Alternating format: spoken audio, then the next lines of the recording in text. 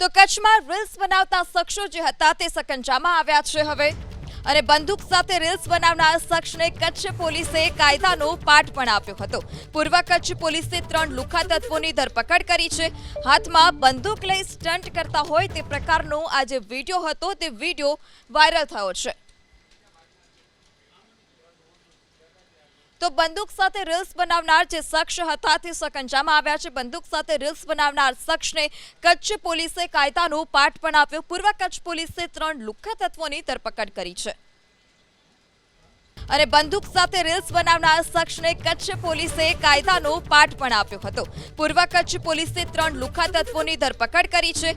હાથમાં બંદૂક લઈ સ્ટન્ટ કરતા હોય તે પ્રકારનો આ જે વિડીયો હતો તે વિડીયો વાયરલ થયો છે।